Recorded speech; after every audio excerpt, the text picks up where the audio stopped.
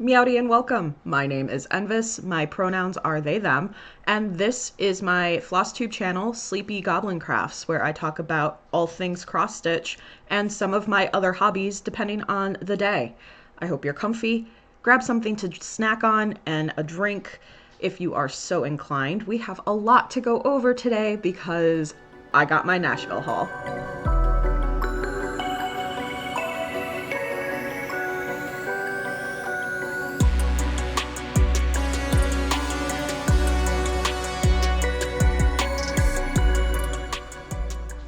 Hello, my friends. I hope you all are doing well. Today is Monday, March 17th, St. Patrick's Day. Normally, I don't film on Mondays, but I had the afternoon off and figured this would be a really good time to go over what I've received from Nashville. My pre-orders came in, as well as I have a ton of updates to share with you. I've got finishes, I've got whips, and I've got a few starts. So, like I mentioned, I hope you are comfy because it's probably going to be a long video. Don't know how long, but hang in there. For my returning viewers, welcome back. I'm so happy that you decided to join me today. I really do appreciate it. And for any new viewers who decided to stop by my channel, hello, welcome. My name's en-viss. My pronouns are they, them. I am a goblin. As you can see, if you've seen my videos before, I am in a different spot compared to where I normally film. Our sunroom is kind of a mess right now, doing some spring reorganization in there, so the table is preoccupied. So I am in the living room today, and the animals are not used to someone being up here at this time also during the week, so you may see Poppy pacing back and forth. She just does that. As well as a cat or two might hop up on the pony wall here. So regardless, let's get started. I have a couple of finishes, and by a couple, I mean 2, but technically 4. 3, because I forgot to show you guys last time that I filmed the FFO that I did for my friend's birthday. That was nearly a month ago. So I don't know which side. It's probably gonna be this side. I finished Moonlit Owl by Wild Violet Co. I put it in a hoop frame and gave it to them when we went to lunch a few weeks ago. So she really loved it. I really liked finishing it. I just did a simple backing on it, like I put some batting on it and called it good and put it in a hoop. Nothing special. I was going to try and put fabric on the back, but that was not working. I don't think I gave myself enough selvage to sew felt onto the back, but I just used glue and it worked just fine. The second FFO that I have to share with you is technically not my finish. It is a friend's finish who wanted to share their book of fungi. This was a sal done by Living on the Rainbow on Etsy and Instagram. They finished this a couple of weeks ago into the book. Like I mentioned, this was a sal, I think last year, because Living on the Rainbow did the gingerbread, or like the gingerbread cookbook. Was it? No, not gingerbread. It was the Mrs. Claus cookbook. They just finished that, and they're starting a new sal. This is the back. They are starting a new sal, which is, they said it's kind of like a companion, I think, to the fungi sal. It is Poisonous Plants, which is available for pre-order right now. You can get the sign up for the pattern as well as order the finishing materials. The finishing materials, as far as I know, are through a different person. I don't remember their name. I will link them below though.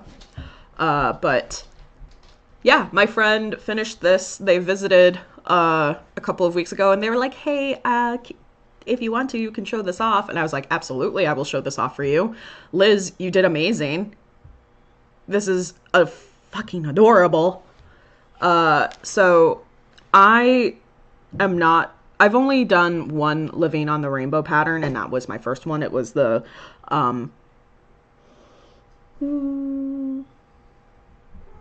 spooky, oh look, it's Gwen. Spooky ghost mushroom, spooky mushroom, haunted mushroom. I can't remember. There's a little ghosty sitting on a mushroom. But this, as you can see, I hope it's kind of shiny. Yeah, there's Krynic in the text, which is dope, and in the spine here. And she did use Krynic in the titles as well. Lots of back stitching, cute little cording with this mushroom charm. The new one does have a charm. It is a frog charm. So yeah, I wanted to show this off because this is a no-sew pattern. It did not take, wait, is it a no-sew pattern? I'm not sure how she finished the pages. It might include a little bit of sewing. As far as I know, it's a no-sew pattern. I think all she did was do back stitching, and then I think she glued, because this is firm. I think she took a little cardboard to make the pages firm. And then these corner things as well. Those are part of the finishing materials as well. So yeah, this is really neat. As far as I know, Living on the Rainbow has like 4 other books like this. There's a Book of Shadows, Book of Monsters, Book of Potions, the Book of Fungi, and then, okay, so they have 5 because the Mrs. Claus cookbook just came out, and that one's Christmas themed. So definitely check out Living on the Rainbow. They've got a ton of cute patterns. So thank you, Liz, for letting me share this. I will give this back to you the next time I see you. Now, on to recent finishes. I finished and framed Robin Spring. I am very, very glad to be done with this. Not to say that this was hard. It was not hard by any means.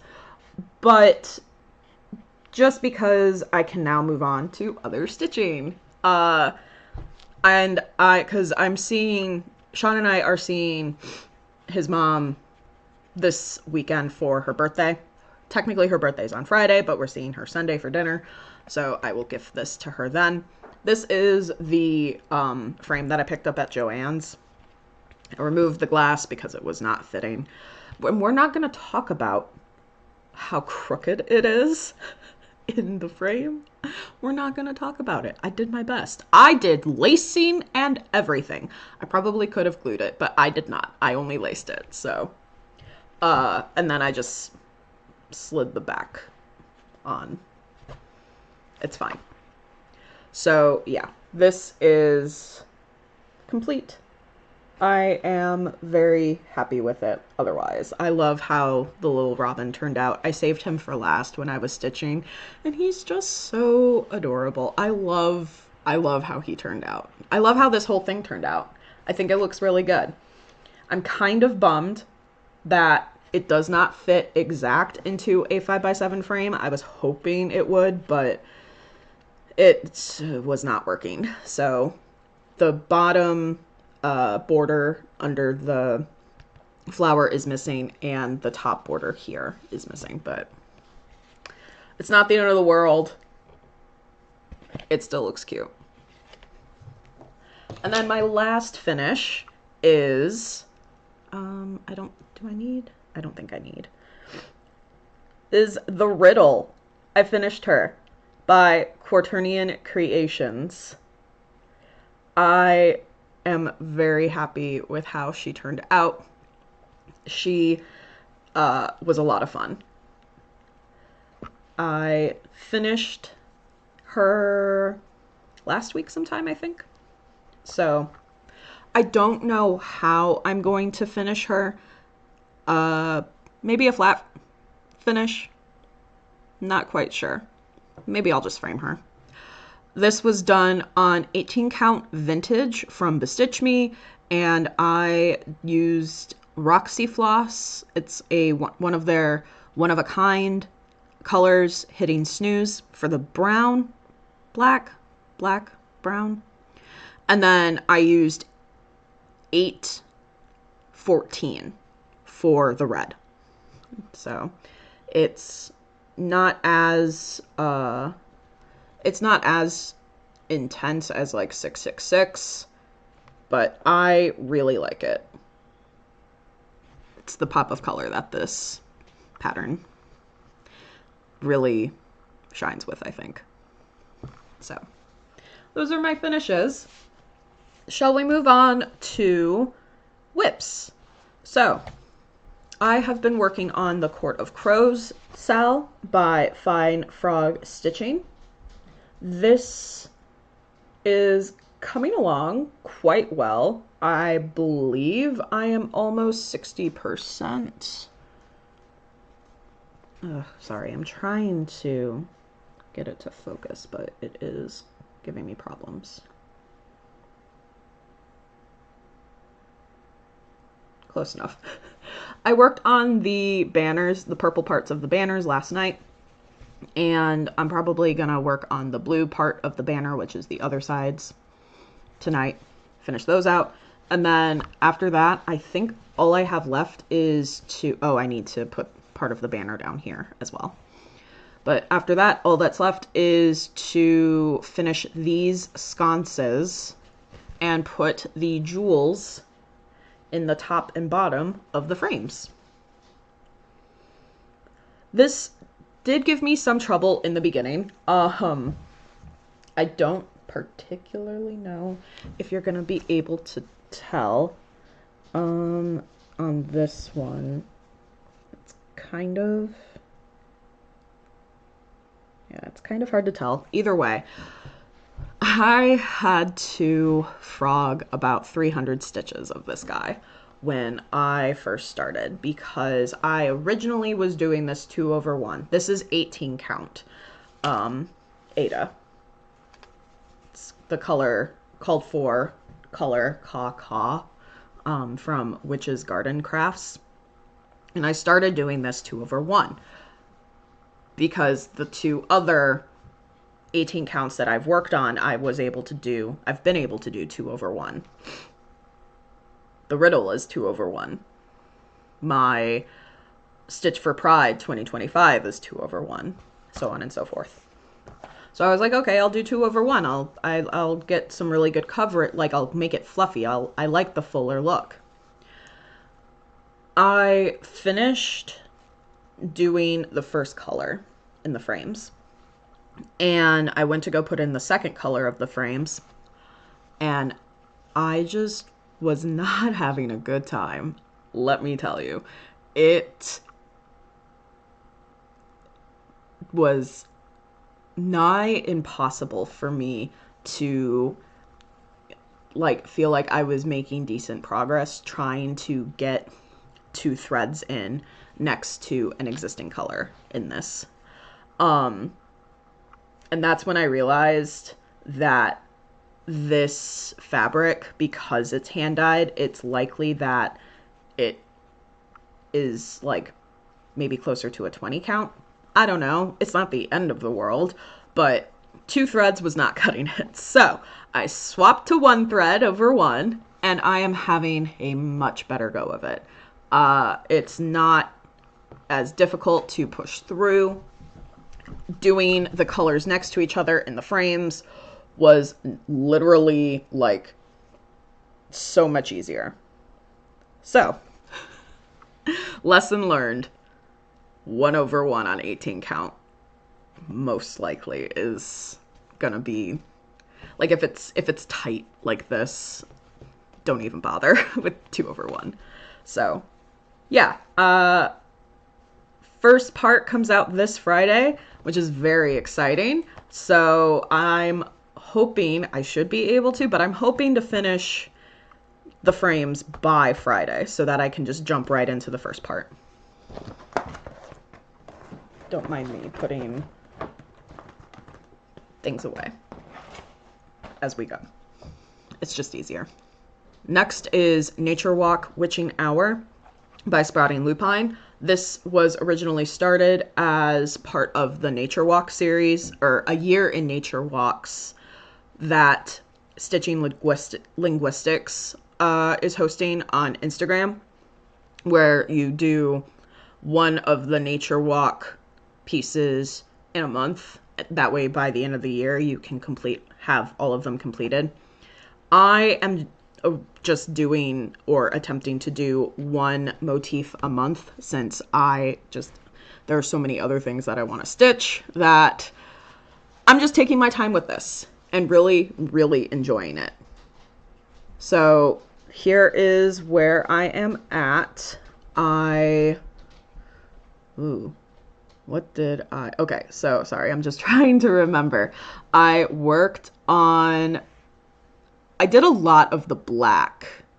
So I worked on this vine, and I started the wings of the moth here.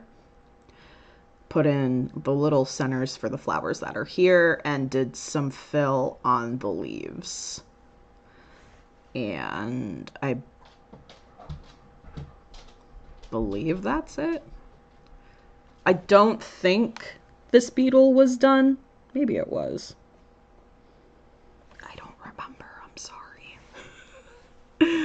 But yeah, this is coming along at a steady pace, in my opinion. I'm loving working on this. Just putting a strand of color in, and putting it down, picking it up here and there. Like, this is great to work on. Again, I'm not in a rush to finish this, so I think I might be sad when this is done. I am currently stitching this on 14 count tarnish by Picture This Plus. So, which has also just been fantastic to work on. Let's talk about starts. Those are all of my whips. So, starts. I have been, I don't want to say hoarding, but I have been saving a lot of my thread ends because I'm like, oh, well, there's enough floss that this can go into another project in the future. But I am still so new to cross stitch that I don't have enough whips, in my opinion, to justify saving one, I don't know, 10 inches of floss for a project that I might not start for another year or two. So I was inspired by Michelle Bendy.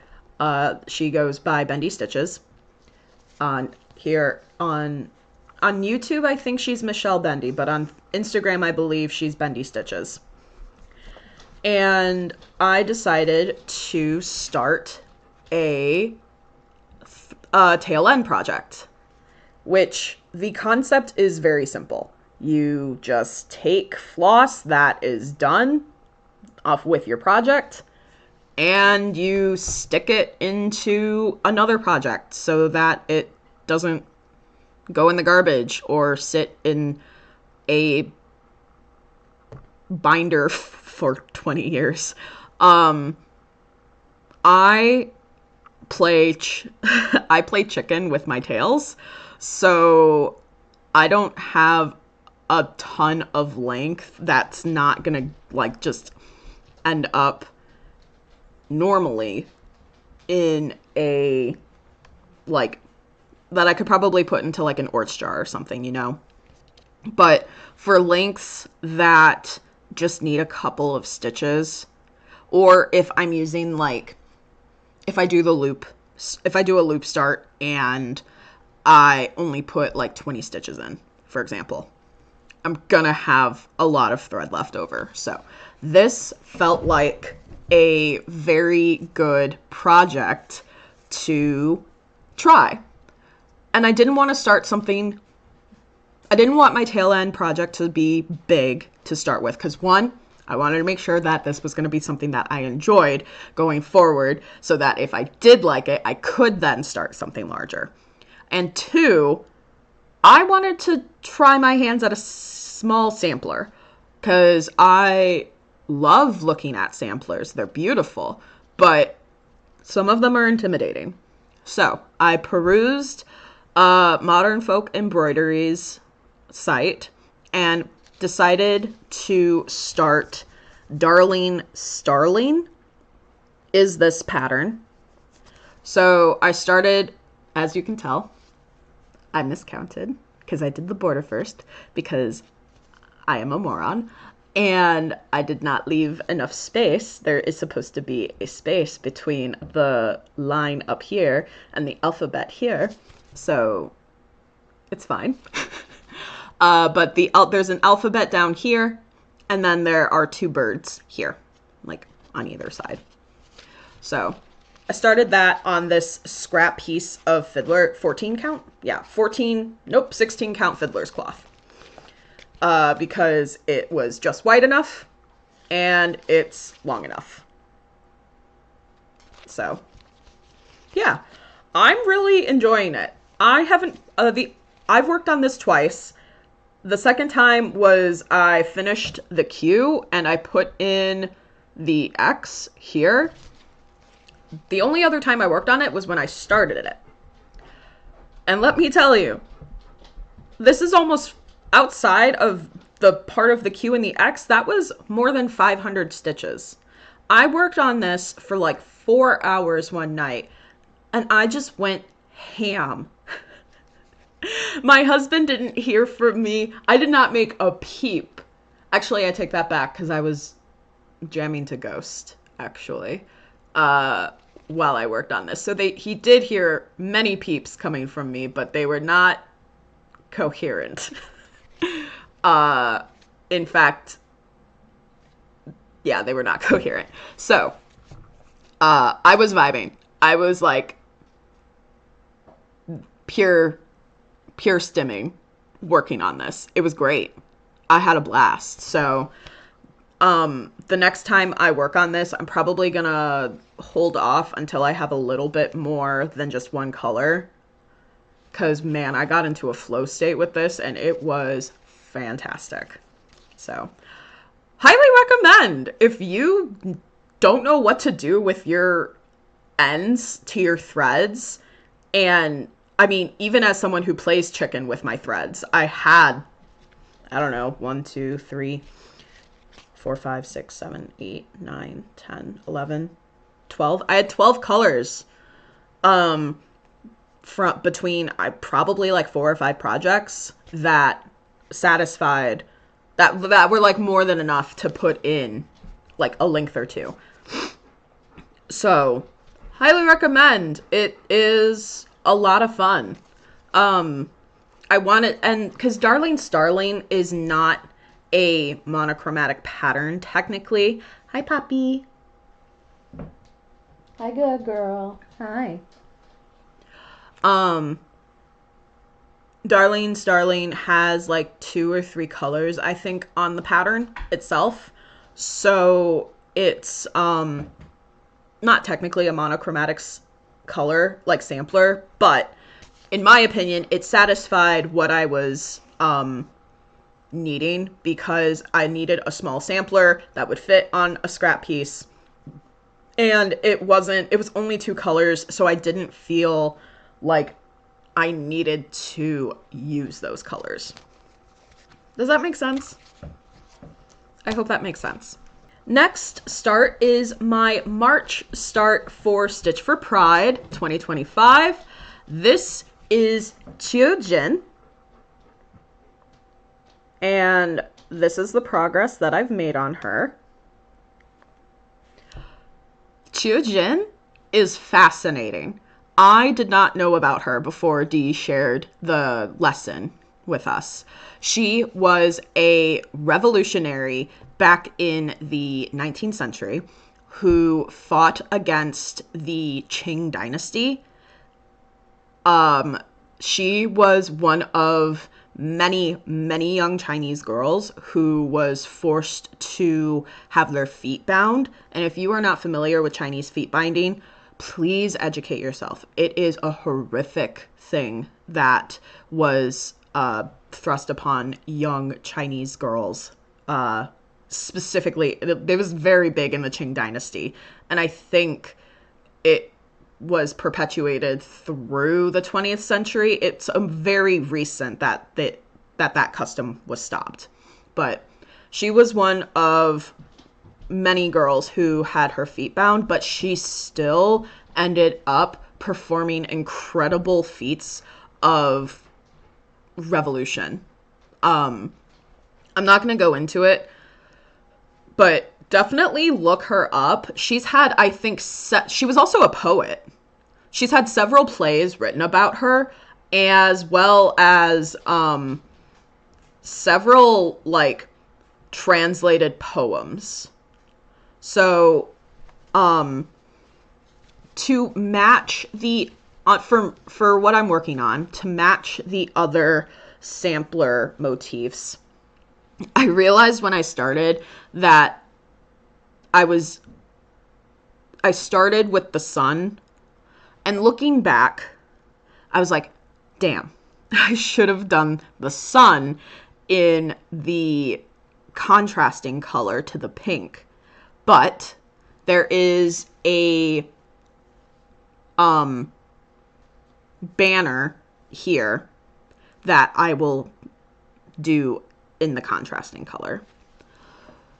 I think for the contrasting color, I am going to do a dark green. I wanted to do a red, but I told myself that I want to stick to the theme of the smaller motifs for the sampler to be the contrasting colors.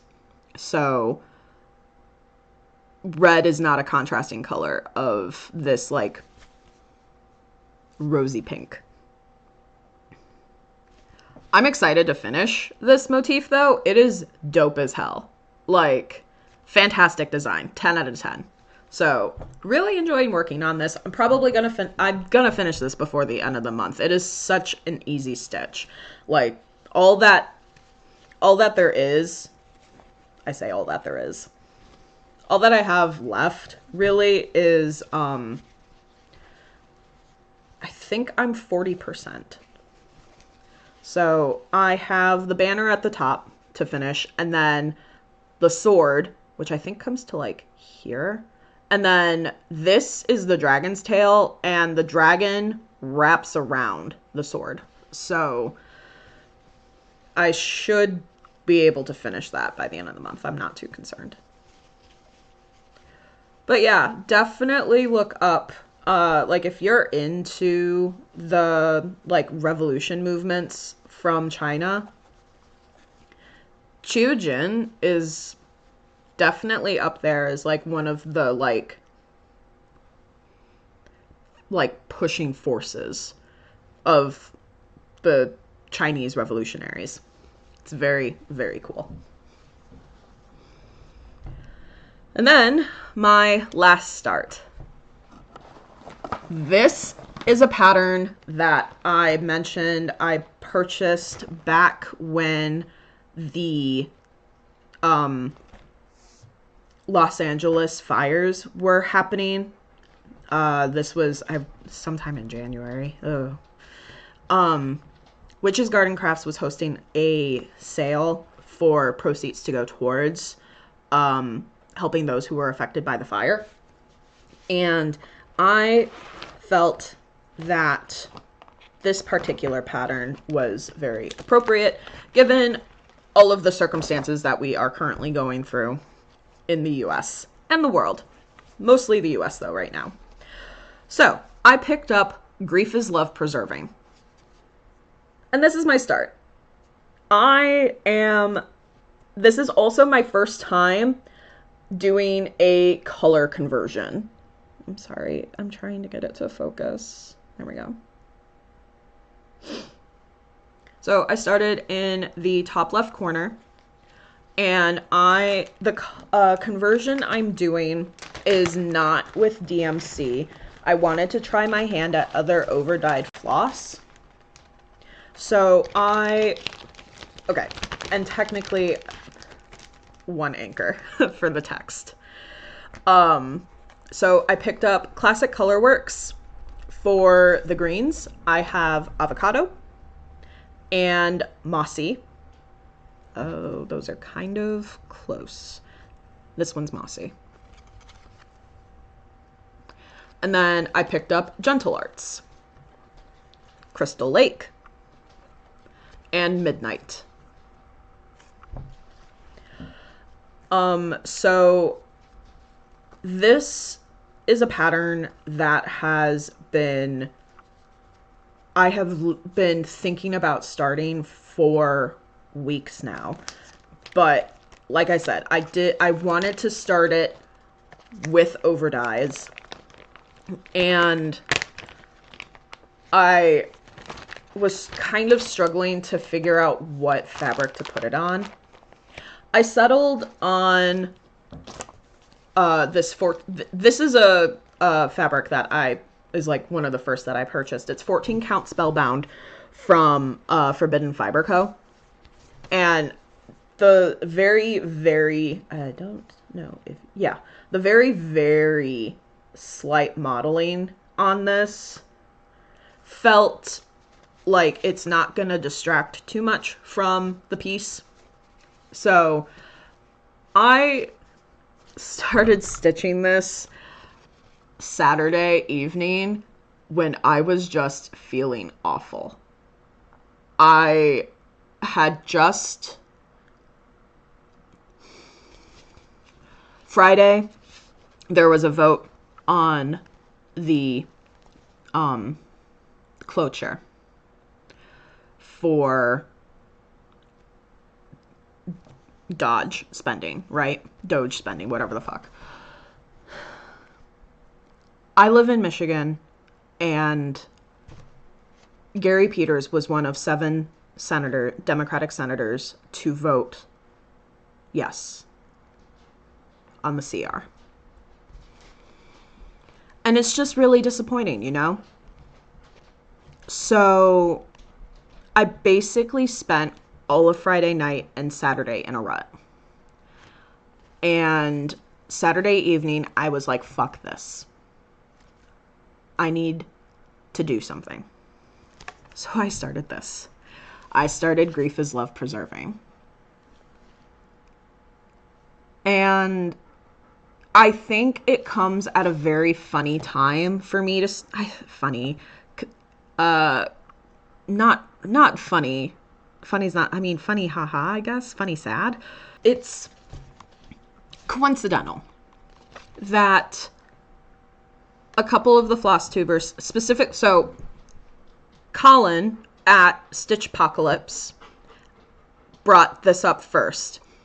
And Elizabeth with the Thread Gremlins kind of expanded on this topic of samplers, patterns, and like sayings, quotes on patterns.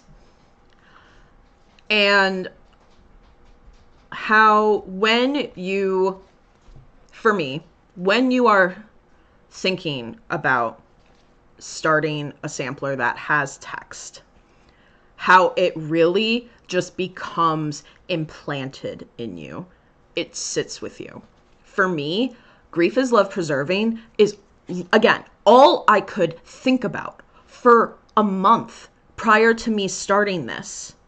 Because the words, what is grief if not love preserving? I think that is a testament to us right now, to a lot of people, and I feel that heavily. Especially because for me in therapy, a lot of my, no, we're going to get deep here, guys. A lot of what I deal with is grief because I love so much. So that quote already resonated with me.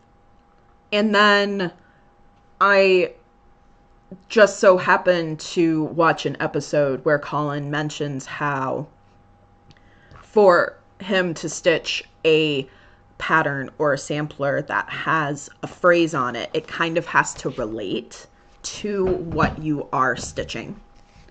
And then Elizabeth expounds on that of like, when you stitch on that phrase, even if it's quick or faster than like the rest of the pattern, how that phrase, that quote, is all you can think about during your process, because you are literally stitching that phrase 100 times into a piece of fabric.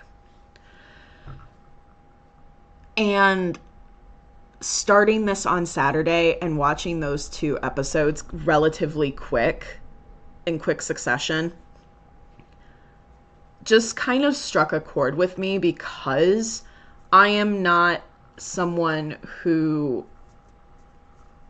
super enjoys, like, this is my first pattern that I'm stitching that has a quote on it, but a lot of patterns that I see that have quotes on them, it takes a lot for me to want to put that on my wish list to begin with, if it has a quote, because I need it to relate to what I'm stitching.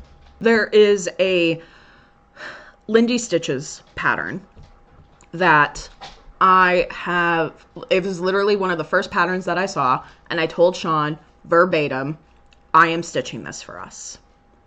It is Birds to the Bows, and it says, as birds are fitted to the bow, so was my love to me. And I was like, this is us. It just immediately resonated with me. That is not to say that I'm like shitting on or like dunking on anybody who wants to stitch patterns with quotes that are not necessarily related or are like funny or like quirky or things like that. Like, a ton of people stitch those kinds of patterns, and I think that's great. Especially, we see that a lot in patterns that are used for I can't think of the word. I'm sorry. Like, as a rebellion, like an act of rebellion. So that is, I'm not saying like all of this to take away from the people who stitch quotes on their patterns that are like Bible verses or like random poems from a like 17th, 18th century writer. Like, that is your prerogative. For me, it needs to move me in some way. And if I like there's a couple where I'm like, I really like that pattern. I'm not going to stitch the quote though, just because it doesn't, for me, feel like it fits. And this is like all hypothetical in the future, if I ever get around to that, you know? So regardless, long-winded way of saying that this is probably going to be my like rotting day stitch. When I feel like garbage, I'm gonna stitch on this. I watched like this, so this is like 2 hours of work, right? I put like a strand of the blue, the dark blue, a strand of the light blue, and a strand of like the darker green. and that was it.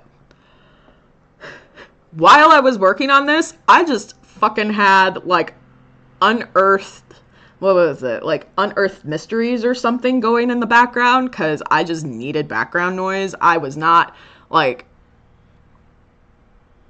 I just needed something to focus on. And this was that for me. So, yeah. I don't know when the next time I'm going to stitch on this is. Hell, could be sometime this week. I don't know. Depends on when I feel like shit. So, but either way, it's, yeah. That's what that is. Let's talk about plans. Yeah? So, in my last video, I mentioned wanting to do a video going over digital patterns I've purchased since starting cross stitch as a hobby, you know, and how there's a bunch of patterns that are probably like, I'm like not going to stitch because I've realized that that's not, the patterns are cool, but that's not something that I want to stitch. And I don't regret purchasing those because I'm happy to have supported the designer. I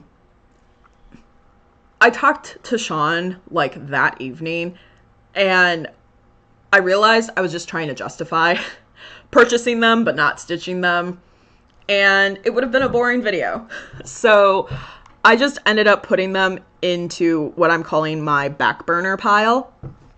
And I separated that from, I separated my pattern stash into 3 categories. I have pattern stash for patterns that are something that I do want to stitch sometime soon. I have back burner stash, which a bunch of like magazine patterns, free patterns, and a couple of patterns that I purchased that I realized that I don't actually want to purchase went there. And then I have seasonal patterns. Because what if I'm in the mood to stitch a seasonal pattern and technically it's in my back burner stash, but I actually do just want something seasonal. So I did that mostly because a lot of the patterns that I'm like, oh, this is cute, but I don't know if I want to really stitch this, that would just fill up my back burner pile, are like really cute Halloween patterns or fall patterns. And yeah, so I made those folders in my Notion, and I just spent like a couple of hours going through them with Sean. Did Sean need to be there? No, but I had to justify my purchase. Some of them were free. Like some of them were just like from my Just Cross Stitch magazine subscription that they give you like the previous like 2 years worth of magazine releases. So I just went through those. We'll see where the winds take us regardless. For now, though, my kits in progress and my pattern stash is a lot more manageable. I don't know why I was getting weird anxiety about my pattern stash filling up, considering I haven't even had a thought to start any of those, but either way, I don't feel like I'm going to be, like, I'm not going to be ignoring patterns now, potentially, hopefully, who knows. There's a lot that I'm like, oh yeah, I forgot that I bought that 4 months ago. Anyway, let's move to haul, because I have a lot, and I've already been talking for so long. So let's make this quick. First we will start with technically stitchy kindness, because Grace stopped at Scrap A2 again and picked up this cute little what is this, booklet from Jeanette Cruz Designs. It's Catitudes, the 9th letter. Do I think I will stitch any of these patterns in here? Probably not. But they are cute.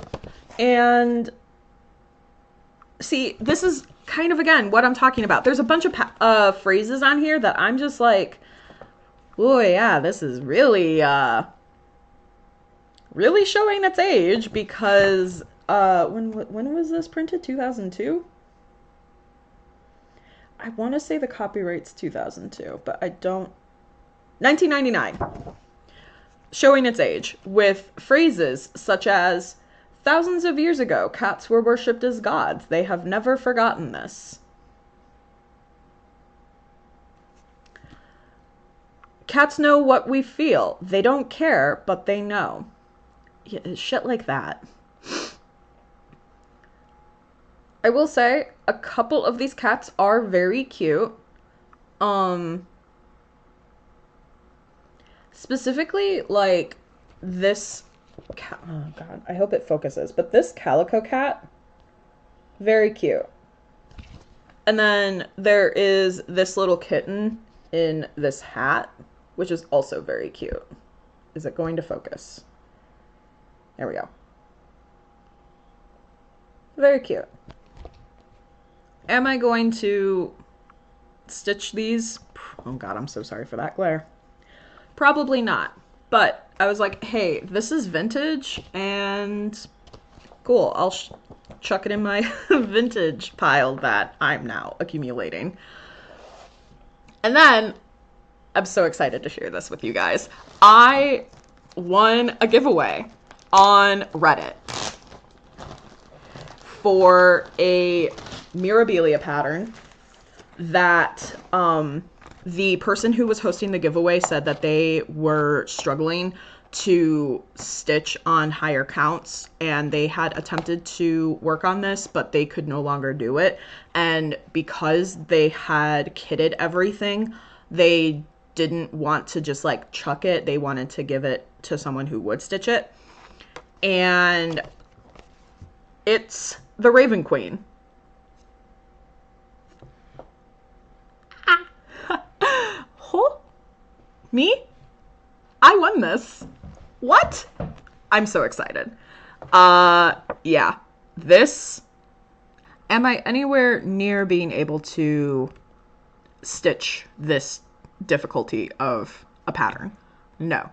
But I am going to work my ass off to get there, because I love this pattern, actually. Like, I love her design. She is so incredibly gorgeous. So incredibly regal.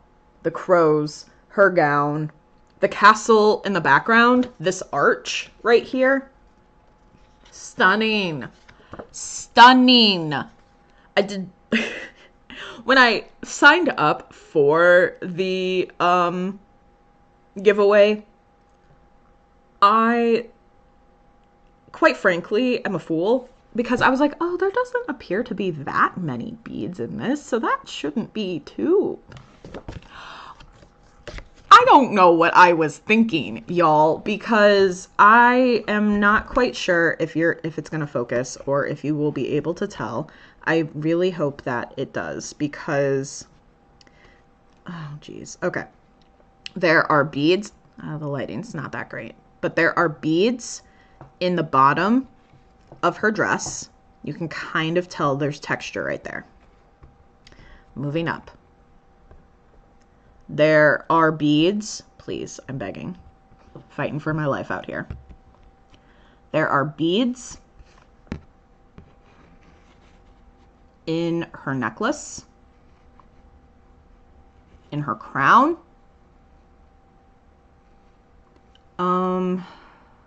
Is there beads anywhere else? I want to say... oh, yeah, the fucking crows. You can't really tell in this photo, but the crows, their eyes have beads, which is really dope. But, like, me going, oh, there's not not a ton of beading in this. Yeah, okay, no, there's a shit ton of beading in this. I'm only slightly terrified. But, so the person sent literally all of the floss, including the cry neck, including literally, geez, all of the beads.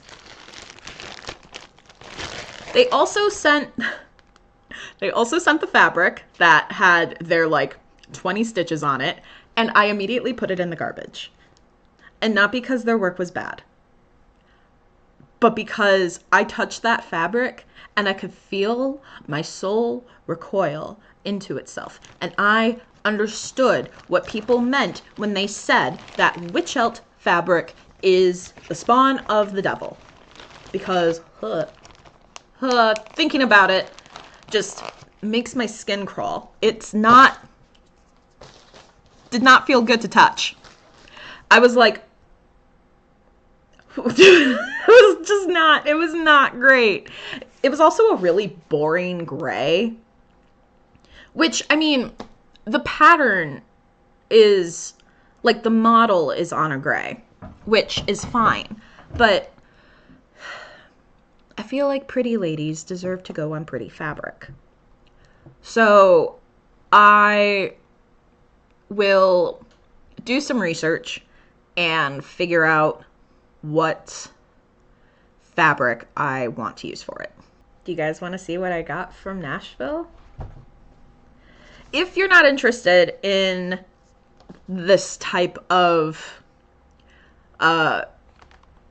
splurging, I suppose, you are free to go. I do not blame you. I do not judge you for that at all. Like, valid.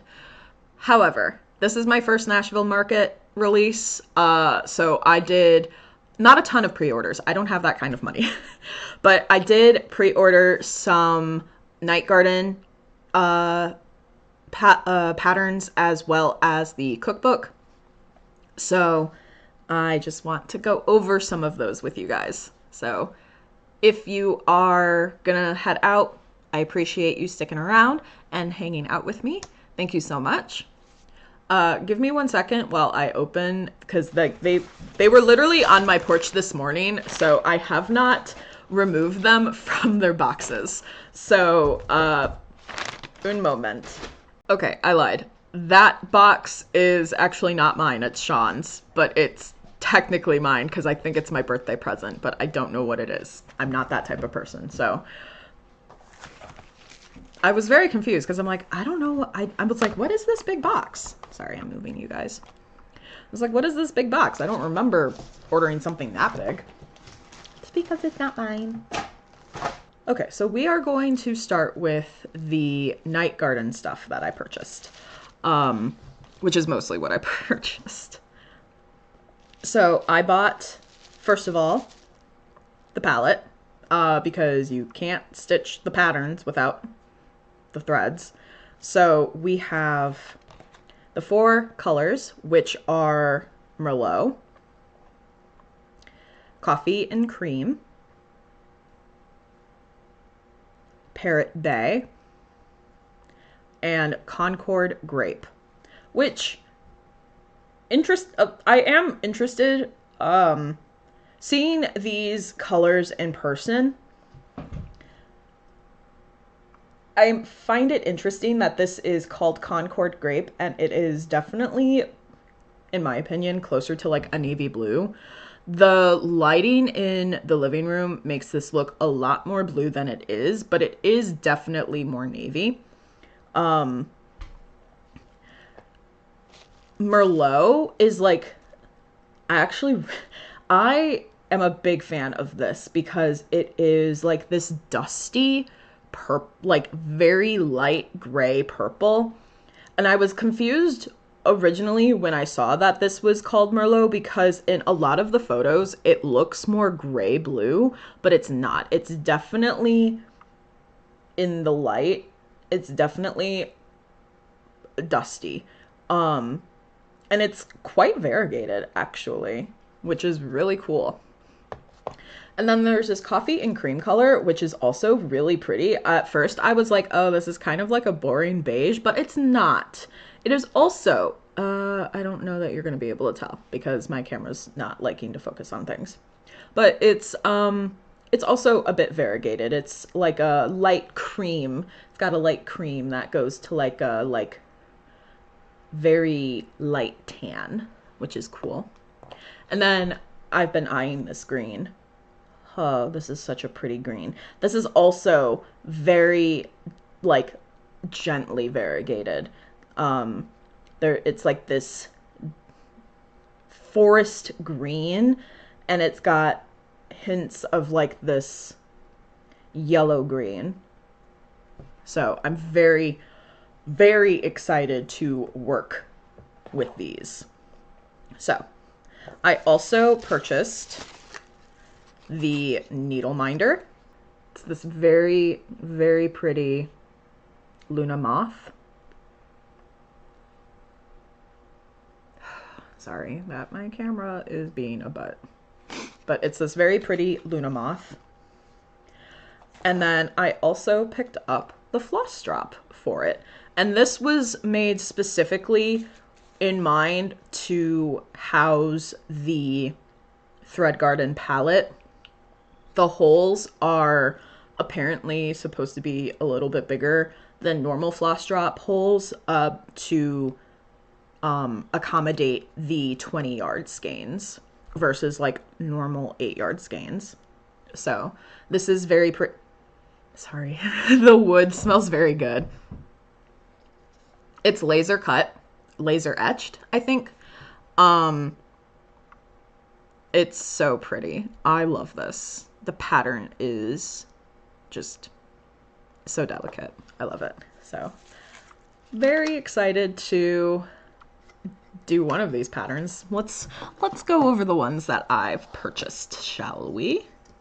So I got 3 patterns. 3? Yes, 3 patterns. And technically, oop, I got a sticker. Hello? It's a little night garden sticker. Okay, so 1 free pattern is included, which I'm very excited about. Okay, I'm not going to show you the free pattern because it's on you to get... Oh, right, 2 patterns. I thought there were 2 patterns. Oh, that's cool. That's nice of them. Okay, so there's 2 patterns. One is called Luna, designed by Chelsea Haynes of en-viss. It's a cute little fairy. And then the other is by the Blue Flower. It is Iris. So if you... As far as I know, to get the free patterns, you had to purchase I think a night garden pattern from a store that went to market. I could be wrong. But the patterns that I did purchase. Twilight Moon from Tiny Modernist, because of course I did. Everybody and their mother, I think, is buying this pattern. It's just, I love a good man in the moon pattern, actually. At first I was like, oh, there's a house. I don't know how I feel about doing a house. But then I looked closer and I'm like, okay, this is actually really cute because it's got flowers blooming from the house. And I just think that's really neat. So I'm excited to do this one. I like the back stitching face. I think it's fun. And actually this pattern, you can see the variegation with the coffee and cream color a lot better than just looking at the skein itself. You can see that variegation. So very excited to start that one. And then the second one that I got is Stargazing by Bendy Stitchy. Very excited to start this one as well. Love a good mushroom. There's a snail sitting on a mushroom, which I also love. And I mean, again, all of these patterns have moons in them. Heavy on the celestial vibes. I am a big fan. Big fan. Yeah.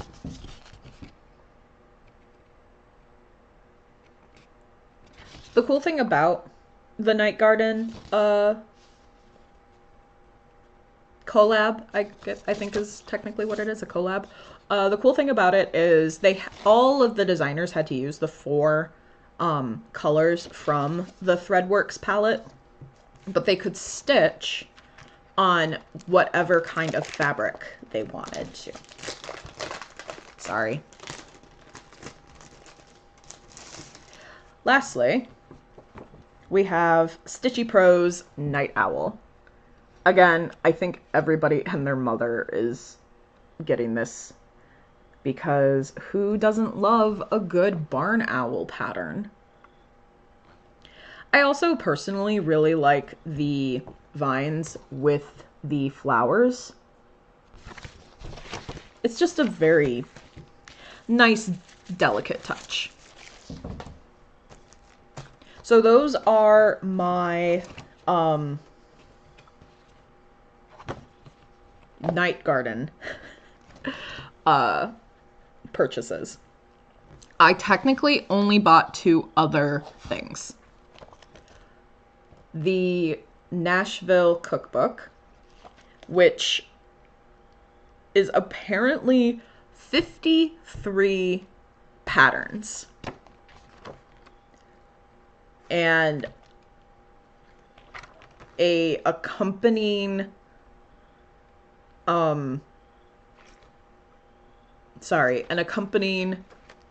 pattern, which I think is a fantastic way, personally, to market your cookbook. So I'm not going to show the inside. I really can't, because each page does have a pattern. So some of these food dishes look delicious. Holy cow. So I will be, oh, I actually don't hate, it's kind of like a, it's not glossy, but it's definitely like a, I like the finish that they did for this. And I appreciate that it's spiral bound too. Because it's not, it'd be difficult if you like put this in your kitchen to read a recipe and it was like more papery than plastic. Because the inside pages are kind of glossy. So that's nice. It's not like matte papery or anything. So this is very cool. I am very excited to dig my teeth into this and just peruse it. But lastly, the most exciting purchase for me, and I know there are like a ton of bigger, like more exciting patterns for a lot of people, but this is what I was most excited for. It's Birdie Bowl by The Blue Flower. I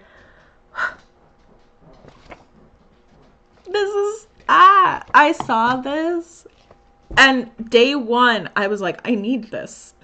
I need this. I'm going to name all of these birds without looking at the list that is apparently on the back, okay? We have a pheasant. We have a red cardinal. I want to say this is an American crow. This is a tufted titmouse.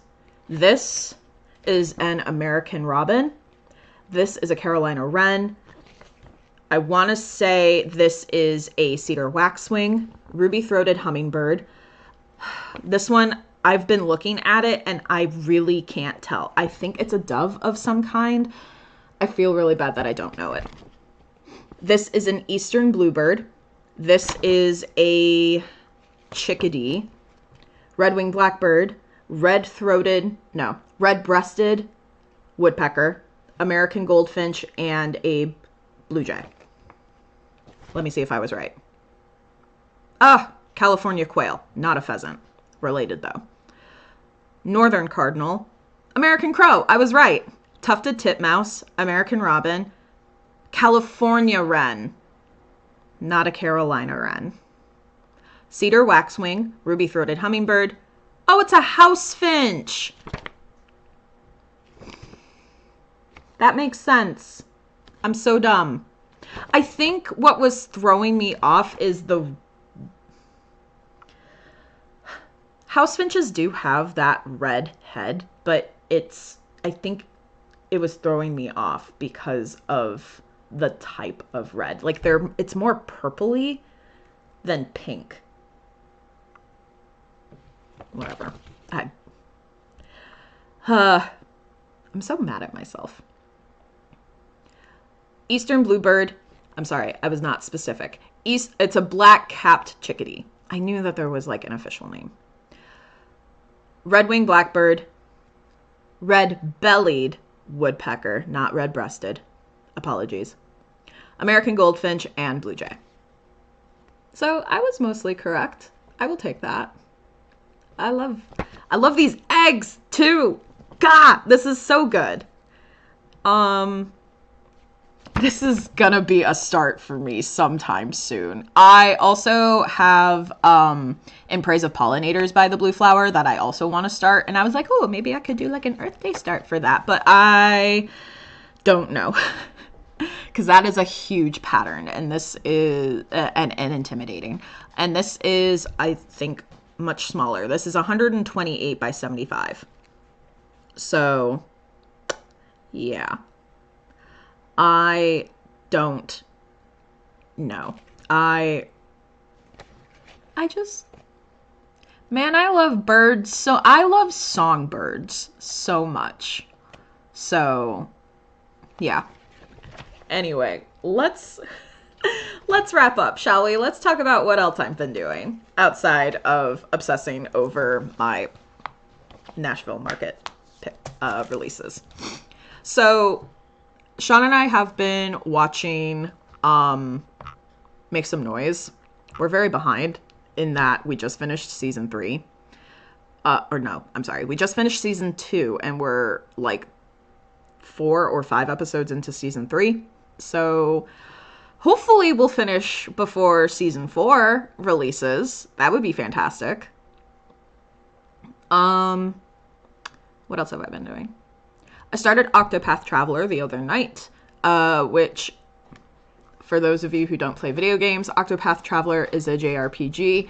It is published by the same team that does Final Fantasy. So also the combat system is pretty identical to Bravely Default, which I caught on immediately. And I was like, oh, I know how to play this. Which, I mean, JRPGs in and of themselves are not difficult to play. You just each combat system is just kind of unique to the game usually. But because it's developed by Square Enix, a lot of the stereotypical tropes are the same. So I've only played a couple of hours. I started with Cyrus's story, who I love. I love a man who does not catch on that he's being flirted with. Love that for me. I started with his story, and I just met Ophelia in Flame's Grace. So I'm really enjoying it. I'm taking it slow, as I do most RPGs, because that's just how I play. So, outside of that, not much else in that department, I'm afraid to say. I just really have been kind of vibing in a not great way, as many other people have, I'm sure. And yeah, that's where I'm at. So, if you made it this far, I appreciate you hanging out with me and listen to me yap and talk about quite frankly, a lot of stuff. I feel like I was all over the place this time. So truly, thank you for watching. If you enjoyed this video, I would appreciate maybe if you left a like, only if you feel like it, or subscribing. Again, no pressure. So, I will probably see you guys in 2 to 3-ish weeks, all things depending. So, take care, y'all. I hope you are able to find some comfort and joy in these days. Make sure to focus on yourself, okay? It's not easy right now. So, really, take care of yourselves. Bye.